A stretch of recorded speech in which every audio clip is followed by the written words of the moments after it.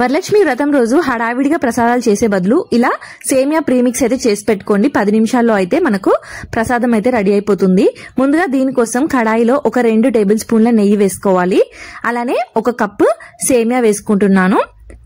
దీన్ని లో ఫ్లేమ్ లో లైట్ గోల్డెన్ బ్రౌన్ వచ్చే వరకు ఫ్రై చేసుకోవాలి. అయితే ఇది కొంచెం కలర్ చేంజ్ అవుతుంది అన్నప్పుడు ఇందులో కట్ చేసి పెట్టుకున్న నట్స్ వేసుకోవాలి. నేను ఇక్కడ కాజు, బాదాం, కిస్మిస్ అయితే వేసుకుంటున్నాను.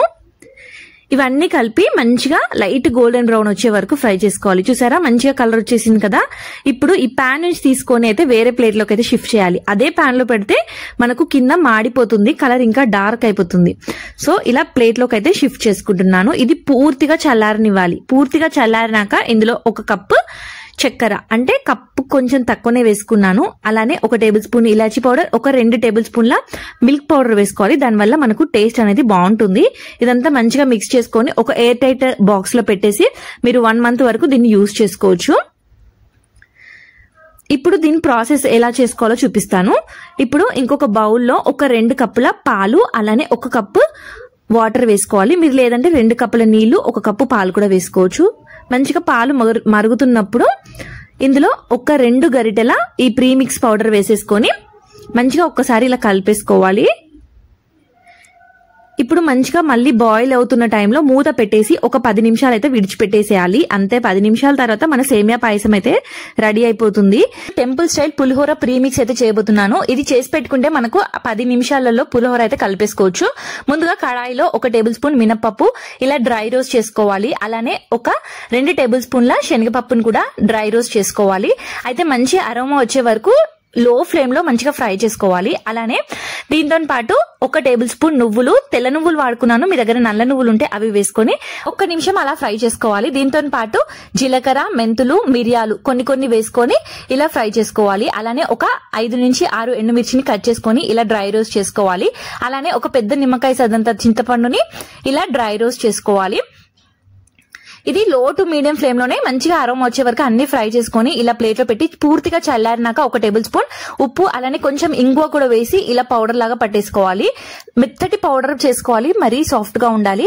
ఇప్పుడు తాలింపు కోసం అదే పాన్ లో కొంచెం ఆవాలు, జీలకర్ర, అలానే కొంచెం శనగపప్పు, పల్లీలు ఇవన్నిటిని డ్రై రోస్ట్ చేసుకోవాలి. అలానే కొంచెం ఒక 2 ఎండుమిర్చిని కూడా కట్ చేసుకొని ఇలా డ్రై రోస్ట్ చేసుకోవాలి. అన్ని సపరేట్ గా వేసుకోవాలి. అలానే కొంచెం కరివేపాకు కూడా వేసుకొని డ్రై రోస్ట్ చేసుకొని అన్ని ఇప్పుడు మనం ఆల్రెడీ చేసి పెట్టుకున్న పౌడర్ లో ఈ తాలింపు దినుసులు అన్ని వేసేసుకోవాలి. అంతే, మొత్తం ఒకసారి మిక్స్ చేసుకుంటే మన పులిహోర ప్రీమిక్స్ అయితే రెడీ అయిపోతుంది. దీన్ని ఒక ఎయిర్ టైట్ బాక్స్ లో పెట్టి 1 మంత్ వరకు అయితే స్టోర్ చేసుకోవచ్చు. దీన్ని ఇప్పుడు పులిహోర ఎలా కలుపుకోవాలో చెప్తాను. ముందుగా ఇక్కడ 1 గ్లాస్ రైస్ కి 2 గ్లాసెస్ ఆఫ్ వాటర్ వేసుకోవాలి. అలానే ఇందులోనే కొంచెం పసుపు, అలానే ఒక 2 టేబుల్ స్పూన్ల నూనె కూడా వేసుకొని రైస్ మెత్తగా ఉడికే వరకు ఇడిచిపెట్టేసేయాలి. చూసారా రైస్ మంచిగా బాయిల్ అయిపోయింది. ఇప్పుడు మన పులిహోర ప్రీమిక్స్ ఒక 2 టేబుల్ స్పూన్లు వేసుకొని మంచిగా మిక్స్ చేసేసుకోవాలి. సాల్ట్ అనేది అడ్జస్ట్ చేసుకోండి. అంతే, సింపుల్ గా మన పులిహోర అయితే రెడీ అయిపోయింది. రవ్వ కేసరి, అలానే రవ్వ పాయసం అయితే చేయబోతున్నాను. అయితే 1 ప్రీమిక్స్ చేసుకుంటే మనం 2 రకాల ప్రసాదాలు అయితే ఈజీగా చేసుకోవచ్చు. ముందుగా కడాయిలో ఒక 2 టేబుల్ స్పూన్ల నెయ్యి వేసుకొని కట్ చేసి పెట్టుకున్న కాజు, బాదం, కిస్మిస్ వేసుకొని లైట్ గోల్డెన్ బ్రౌన్ వచ్చే వరకు ఫ్రై చేసుకొని సైడ్ కి తీసి పెట్టేసుకోవాలి. ఇప్పుడు అదే పాన్ లో 1 కప్పు రవ్వ వేసుకోవాలి. రవ్వ కూడా లైట్ గోల్డెన్ బ్రౌన్ వచ్చే వరకు ఫ్రై చేసుకోవాలి.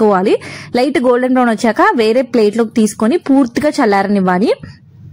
ఇది పూర్తిగా చల్లారినాక మనం ఫ్రై చేసి పెట్టుకున్న నట్స్, అలానే 1 కప్పు రవ్వకు 1 కప్పు చక్కెర వేసుకోవాలి. అలానే ఒక 2 టేబుల్ స్పూన్ల మిల్క్ పౌడర్ వేసుకోవాలి. అలానే 1 టేబుల్ స్పూన్ ఇలాచీ పౌడర్ వేసుకొని మంచిగా మిక్స్ చేసేసుకోవాలి.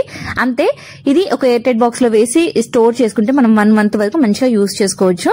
ఇప్పుడు దీని ప్రసాదాలు ఎలా చేయాలో చూపిస్తాను. కడాయిలో ఒక 2-3 కప్పుల వాటర్ వేసుకోవాలి. నేను ఇక్కడ 3 కప్పులు వేసుకున్నాను. ఇందులోనే కొంచెం కుంకుమ పువ్వు, అలానే మంచిగా వాటర్ బాయిల్ అయ్యేటప్పుడు 1 కప్పు రవ్వ కూడా వేసేసుకొని మంచిగా ఉడకనివ్వాలి. ఫైనల్ గా దగ్గరకు వచ్చినప్పుడు 1 టేబుల్ స్పూన్ నెయ్యి వేసేసుకొని స్టవ్ అయితే ఆఫ్ చేసేసేయాలి. స్టవ్ ఆఫ్ చేసినాక ఇలా అయితే ఉంటుంది. కొంచెం చల్లారినాక ఇంకొంచెం గట్టిగా అవుతుంది. మనకు రవ్వ కేసరి అయితే సూపర్ టేస్టీగా వస్తుంది.